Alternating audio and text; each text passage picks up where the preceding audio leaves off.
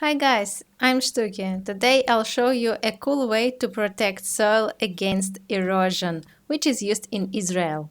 More than 40% of the territory of Israel is occupied by the desert. Hills are quite common even in living areas. We can see that it's absolutely necessary to protect the soil. Otherwise, it would either be blown away by wind or washed away by water.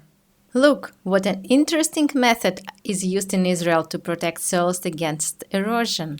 Here is such a grid, and it is quite large, and it is buried under the soil layer at the bottom of the hill. So it doesn't sag, doesn't dangle. The mesh itself is quite large, so that the grass can grow well through it. Plants and even large grasses could take root in the soil and put out leaves to hold the soil in place. Only with the help of a grid you can't hold back all the soil. You need something to grow there.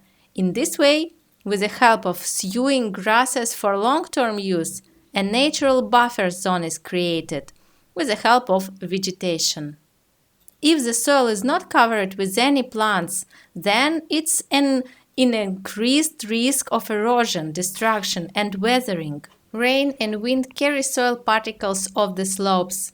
Some of the soil is scattered in all directions. The other part is moved to the bottom under the action of gravity and water-air currents.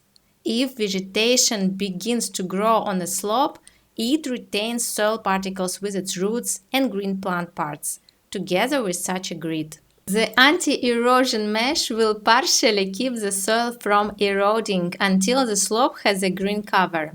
The mesh, together with the plants, gives more erosion resistance to the entire slope. Notice how the anthropogenic environment is built into the erosion control grid. For example, look at the pole. It slips into these holes and doesn't break the fabric of the anti-erosion grid. Also, advertisements are placed on such nets in Israel. Look at these white things. This is the attachment from the information and advertising messages. It is interesting to note that the anti-erosion mesh itself is matched to the color of the soil. From afar, you can't tell that the soil is covered with something. For an aesthetic design of the urban environment, such seemingly small things are extremely important. Suddenly, there is a strong wind. But now, we do not have to worry about our soil on the slopes. It will stay in place due to the erosion control netting.